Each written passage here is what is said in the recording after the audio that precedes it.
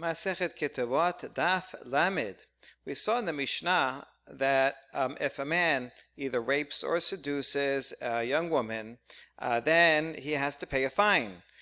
This is true even if he's not permitted to marry her, because normally he is required to marry her and can never divorce her. He has to take care of her the rest of his life if she wants to do that. So these women, you might have thought that since he cannot marry them, maybe he wouldn't have to pay the fine either. So the Tanah of our Mishnah says, no, that's not true. He has to pay the fine both for a mamzeret, which was is isur lav, and also for adayot, which are isure karet. He still has to pay the fine. Now, our Tanakama, we saw, disagrees with two Rabbi Shimon's. One of them who says that the fine does not apply in any case where the marriage doesn't take effect. The other one said the fine does not apply in any case where one is prohibited from remaining married. Our Tana says, no, it doesn't matter. Even if one cannot remain married, even if one cannot, marriage doesn't even take effect, nevertheless, he still has to pay the fine. All right, that's what we're up to. And we have one last note on that machloket. Amad of Chista, hakol motim bebala nida shemeshelim kenas. Even those two Rabbi Shimons, they all agree that if someone rapes or seduces a nida, then he has to pay the kenas. Why? According to the one who excludes someone who one cannot effectuate a valid kiddushin, well, nida, one can. If someone goes and gives money to a nida and says adat mikudeshitli, and she accepts it, the marriage is valid. It happens today sometimes where a bride might be nida, but you can still go ahead with the wedding. The wedding is the kiddushin is valid. The other one who says that the fine applies in any case where you can remain married, and so in this case one can remain married to a nida. Otherwise, every marriage in the world would be have to get divorced every couple of weeks. That would be impossible. So one can remain married and affects kiddushin, and therefore everyone would agree that in the case of nida, one would have to pay a fine. Okay, now all this opinion of our Mishnah is going to go against the opinion of Rabbi Nechunya ben Hakana. Why? What does he say? Tetanya Rabbi Nechunya ben Hakana oseh et Yom Kippurim keshabbat letashlomin. We have a general rule of kimle bedraba mineh, that when someone does one act which causes him to be liable to two punishments, a capital punishment and a monetary punishment, then one only gets the capital punishment. Now, everyone agrees that would be true if it's capital punishment in the hands of a court. So, for example, if someone burns down someone else's house on Shabbat, so he violated two things. He violated Shabbat, which is chayav sikila, that's in bidei adam, that's in a court, and he also has to pay for the damage that he did to his friend's house. In that case, since he did it simultaneously, he does not have to pay his friend. He only gets stoned to death. I mean, only, but that's the point, right? He only gets the more severe of the two punishments. Now, everyone agrees with that. But what if it's not death penalty by the hands of a court? What if it's only bidei shamayim, either karet, which is more severe, or mita bidei shamayim, which is slightly less severe than karet? What about in those cases? Someone does something that is chayav one of those, and also a monetary punishment. The majority opinion, and the opinion of our Mishnah, would be that one can be liable to both things. That is the assumption behind our Mishnah, because after all, if someone rapes or seduces his close relative, adayot, like sister, so that would be chayav karet, and our Mishnah says he also has to pay that fine. So you see that since it's not mita bidei adam, in which case you would apply kim le'bedraba mineh, but rather it's only mita in the hands of heaven, in this case karet, therefore Therefore, both can apply. When it's karet plus monetary, both do apply according to the Tana of our Mishnah. This is what would disagree. This is what would exclude Rabbi Yochanan ben Hakana, because he says that if someone does a melacha on Yom Kippur, then just like Shabbat, he has to pay. If someone would burn down someone else's house on Yom Kippur, Kippur is not sekilah. There's no It's not capital punishment bideh bet din if one does melacha on Yom Kippur, but rather only karet. And so most would say that if someone burns down someone else's house on Yom Kippur, he gets karet plus he has to pay. But not Rabbi Yochanan ben Hakana. He says it's the same as Shabbat. Ma Shabbat mitchayev benafsho patur min hatashlumin. Af Yom Kippurim mitchayev benafsho patur min hatashlumin. Rabbi Yochanan says just like Shabbat, you are liable with your life, and therefore you don't have to pay Yom Kippur. Also, you're liable with your life, even though you're right, it's only in the hands of heaven, but still he considers that the same and does not have to pay. So he cannot be the author of our Mishnah, because according to him, one would not have to pay a fine if one seduced his close relative. Now we're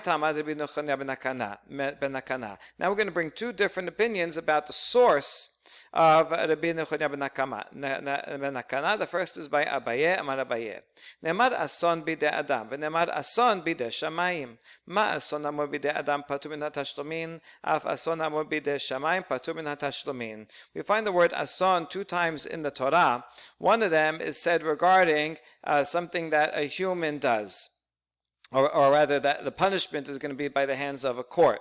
This is in the context when two men are fighting and they knock into a pregnant woman and cause her a miscarriage, so then they'll have to pay for the miscarriage. And the second pasuk says, Vim ason yihiyeh v'natata nefesh tachad nafesh. If they harm the mother and kill the mother, then they have to pay. Not just pay, then they get capital punishment. So you see that the word ason is used regarding capital punishment in the hands of man, right? That's bidei Adam. Now the word ason also appears in something bidei Shamayim. This is regarding Yaakov Avinu, who's worried about Binyamin going down to Egypt, and he says, "Lo yered beni machem ki achiv met v'hu lebado nishar v'karau ason baderech." Yaakov is afraid that some kind of ason is going to happen on the way. Now, what's he worried about? He's not worried about the brothers murdering their brother, although that wouldn't be totally beyond suspicion, since they almost did that to Yosef.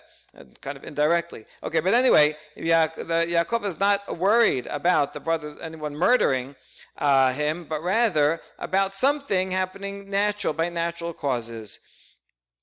Something will happen on the way from heaven. So you see that and he will die. So both are talking about death, one in the hands of man, one in the hands of nature or heaven.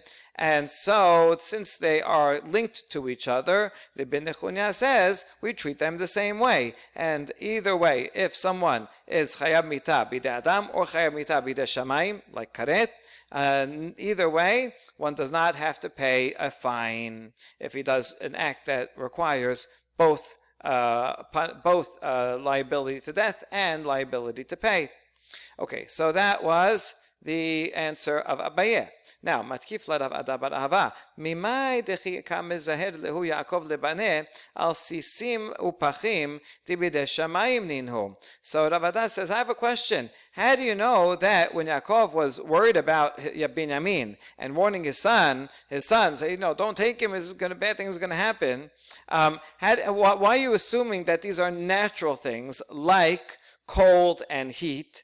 Sinim upachim. It could also mean traps, but here it seems to mean cold and heat that are in the hands of heaven. If he's very cold and he freezes, or he's very hot and he dehydrates and faints and dies. So how do you know he's talking about natural causes from heaven? Dilma al ariyah v'ganabe dibidei Adam ninhu. Maybe he's worried about a lion or thieves coming to harm him and kill him. Thieves is certainly bidei Adam. Lions is kind of on the border. You could call that something natural, but I guess if you know how to protect yourself against lions, and then giving in, then making, if you can take proper precautions. If you're not taking proper precautions against the lion, then that would be bidei adam. Okay. So how do you know he's worried only about heavenly things? Maybe human ways of dying also he is worried about. And then in that case, then ason and both asons would be bidei adam. And so we answer, Atu Yaakov aha azhar, aha lo azhar, Yaakov al kol mileh azhar. Wait, do you think Yaakov meant only the thieves coming and lions? No, he meant that, and also cold and heat. He was worried about any possible way of Binyamin being killed or dying. And so, therefore, it includes, the word ason there includes everything, but that also includes things that happen from heaven.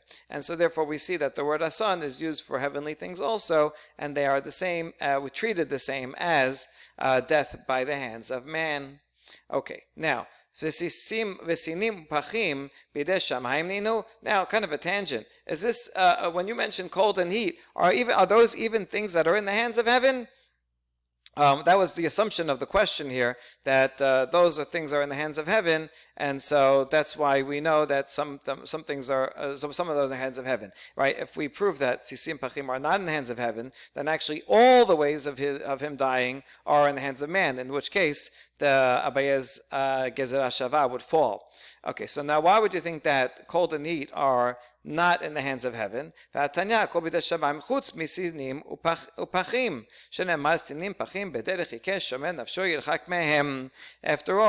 there's a baraita that says everything is in the hands of heaven except for cold and heat, meaning that any harm that comes to a person is in the hands of heaven except for harm that comes from cold or harm that comes from heat. If it's cold out, so make a fire or put on a coat. If it's hot out, then turn on air conditioning, or in those days, jump into a pool. And so you could take care of yourself, and so you can't blame it on heaven that you're cold, right? You can always do something to make yourself warm. And this is based on a pasuk that says, cold and heat are the path of the crooked. He who guards his soul shall keep far from them. In other words, you are able to guard yourself from cold and heat. And therefore, everything on the list of Yaakov is actually bidei adam. And so we don't have an example of bidei shamayim. Furthermore, v'tu, areya v'ganabe bidei adam ninhu. You assume that lions and thieves are harm that comes from a person, by human beings. V'hamar Rav Yosef, וכן תענה רבי חייא, מיום שחרב בית המקדש, אף על פי שבטלו סנהדרין, 4 מיתות לא בטלו.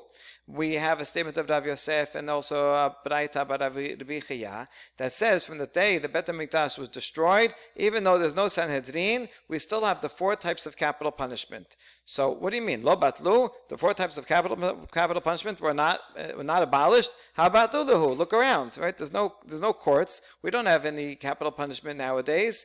So what does he mean by that? That the capital punishments still go on even when there's no Sanhedrin to judge and impose them.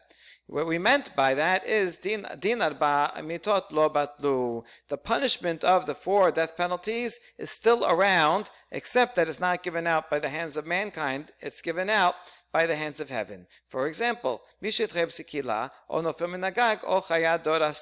someone should fall, if someone is liable to sikila, if they violated Shabbat on purpose, with a warning. So even though there's no court that will give him sikila, what will end up happening is from heaven he'll fall off a roof. That's the way they did sikila. They put someone off a roof.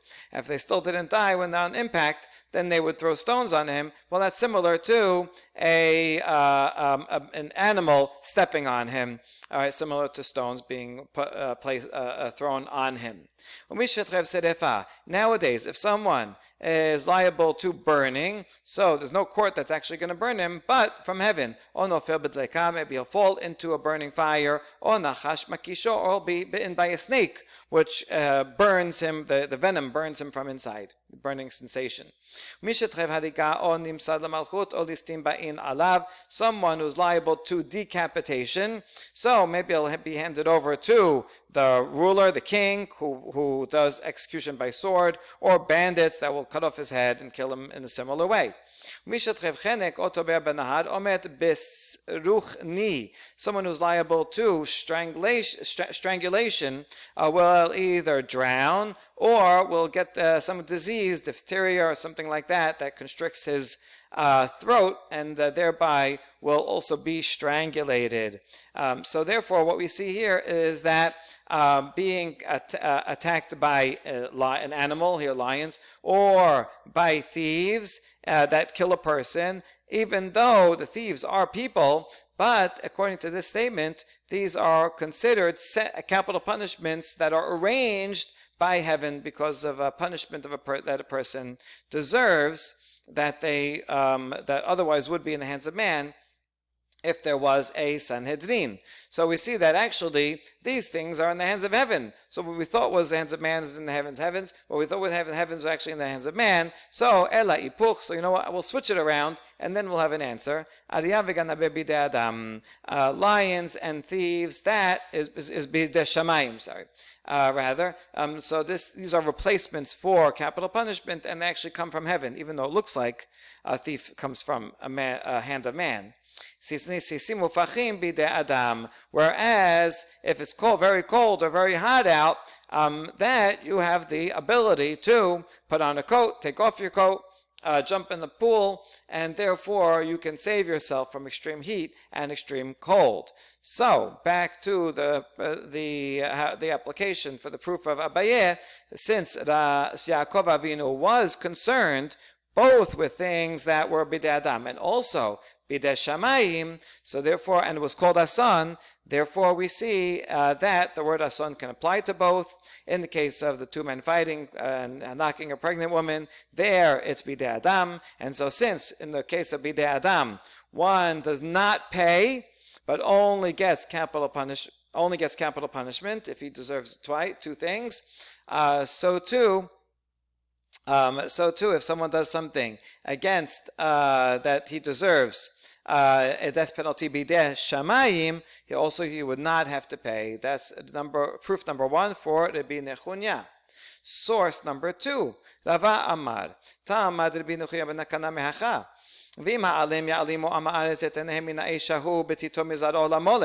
The pasuk right before said if someone passes his son through fire as an offering to the Molech, that is a serious type of idolatry, and that person has to be killed by the community. He gets capital punishment, bidei Adam. But if the community does not bring him to justice and give him capital punishment, then this pasuk says, "V'samti ani et panai ba'ishahu b'mishpachto v'ichrati oto." Then Hashem says, "I will take care. If you don't take care of it, I will, and I will give him karet." So now we see Amra Torah karet sheli kemita shelachem, that this pasuk is explicitly equating mita bidei Adam with karet, which is bidei shamayim. One can replace the other, and so therefore the Rabbi Nechunya derives ma mita shelachem patur min hatashlumin, av karet sheli patur min hatashlumin. Just like if someone does something, an act in which he is liable to death by the hands of man, and then he will be exempt from paying. So too, if someone is liable to karet, also he would not have to pay. Okay, now Ma'ika ben Rava l'Abaye. What would be a case that Abaye's proof from the word ason and Rava's proof from Molech would come to a different conclusion? And the answer is, Ika benayu zar shachal teruma. If a non-Kohen eats teruma, le'abaye patur u'Rava chayav. The punishment for eating teruma, for a non-Kohen to eat teruma, is mita bidei shamayim. Mita bidei shamayim is less than karet. So now, this person who ate someone else's teruma, a Kohen's teruma, he's liable to mita bidei shamayim. He also stole. He took the monetary value from the Kohen, so he has to pay. Now, according to Abaye, who learned from the word ason, that includes any type of of capital punishment. And it doesn't matter if it's karet, the more severe, or mita b'dei shamayim, which is less severe. We link the words ason, and therefore Abaye would say, since he is chayav mita b'dei shamayim, therefore he does not have to pay. That would be Abaye. But according to Rava, who learns from the word from Molech, well, since Molech specified karet, so according to him, only the more severe form of heavenly punishment of karet, that would make one not liable to pay. But since this is less than karet, it's only mita b'dei shamayim, so one would get mita b'dei shamayim, and he would also have to pay the kohen for the terumah that he stole. So that would be a practical difference between the two. And now we ask about Abaye. Well, Abaye patur, is it true that according to Abaye, if one stole terumah and ate it, then he would be liable on 2 counts, both for stealing and for eating terumah, mita b'dei shamayim? We have a problem with that. The problem is going to be with the comparison with another case, and the point is that you only apply kim leb d'rabamineh if the action happens if the 2 prohibitions occur simultaneously.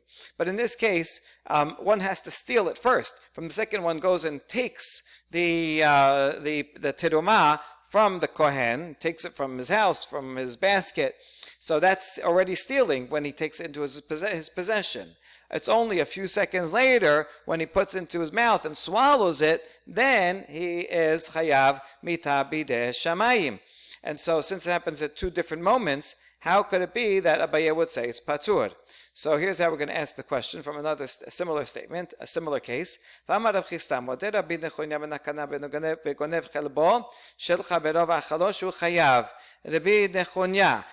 though he says that karet and monetary payment that happen simultaneously, he is patur, he would agree that in the case when someone steals chelev, which is prohibited, and eats it, which is chayav karet, that he does have to get karet and he also has to pay. Why? Because first he's liable to pay, and then only a few seconds later, when he swallows it, then he gets the karet.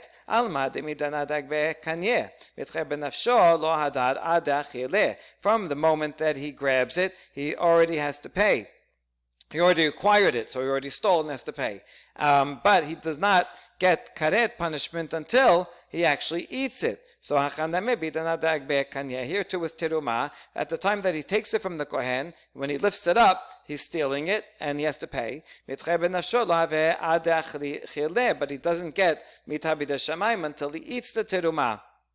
And so therefore he should be liable to pay. How could Abaye say not otherwise? Okay, we're going to have 3 different answers to this. The first is in this line of reasoning is going to be some back and forth. The first one is the hardest to fit in. It says, We're talking about a case where the violator himself, the one eating the terumah, did not actually steal it. Someone else, rather, took the terumah and stuffed it into someone else's mouth. And so the person who ate it didn't steal it because it was put in his mouth by someone else. He's just liable for eating it. So therefore he's only chayav mita b'dei shamayim, and that's why he doesn't have to pay. Wait a second. Sof sof kevan de la'aseh kanyeh. Nevertheless, even though someone else put it in his mouth, he's chewing it, and he chews it before he swallows it. The act of chewing it is an act of acquiring it because he is benefiting from it. He's also causing it to be unedible to anyone else. And so that is acquiring it. And only when he swallows it, that's when he's chayav mita for mita b'dei shamayim. So mitchayav b'nafsho la've'ad debal'ah. He's not liable to with his life until he swallows it. So it didn't really help. So rather, we have to go an extra step forward. It means someone actually went and shoved it down the person's throat. So he didn't chew it. And so therefore it went right into his throat, and there was no act of stealing, only an act of eating. So now we ask even on that, if he put it only a little bit down his throat, such that it would be possible for the person to cough it up, so nihadar, then the person should cough it up. And the fact that he didn't is an act of stealing, because if you have someone else's, someone else's property in your possession and you don't give it back to him, that's also stealing. And if he stuffed it so far down his throat that it'd be impossible for that person to cough it up, then why should he be liable for stealing? He didn't do anything to steal it. So rather it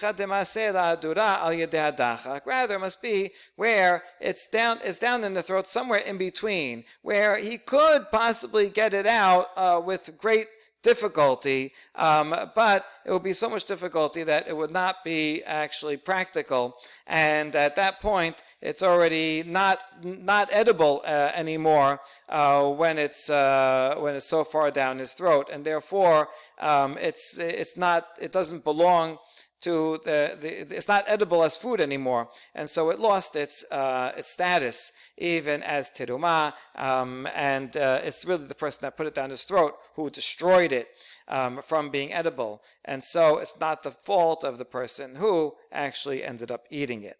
All right, all that is the first answer, but you see, you really have to say that the whole thing that Abaye was talking about was only in this case when someone stuffed it all the way down, midway down his throat. So that's difficult. Instead, we have a simpler answer.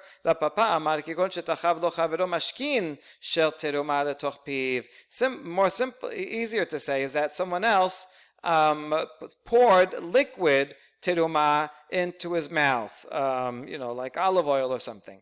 And as soon as it enters his mouth, it's ruined. So it's the person that poured it into his mouth caused it to be ruined, so he's the one that stole it. And the one that swallows it didn't steal it, but rather is only liable for swallowing it and eating teruma. And so that's why he is liable only for the mitabid shamayim and not for paying. Okay. Now, third answer, Rav Ashi Amar Bezar Shachal Teruma Mishelo. He says, no, more simple. I don't have to say it's someone else that put it down someone's throat, but rather it could be that a non-Kohen owns teruma. For example, he inherited it from an inheritance, or he acquired it in some way. So he owns it teruma. He's not stealing, and that's why when he eats it, he is not stealing from any Kohen. He is only chayav mitabidei shamayim. But one more thing here. The thing is that what's the chidush if it's if he didn't take it from anybody else? So there's no possibility of stealing. What are we even talking about? No, the thing is that at the same time that he swallowed this teruma, he also tore someone else's silk garment and caused monetary payment.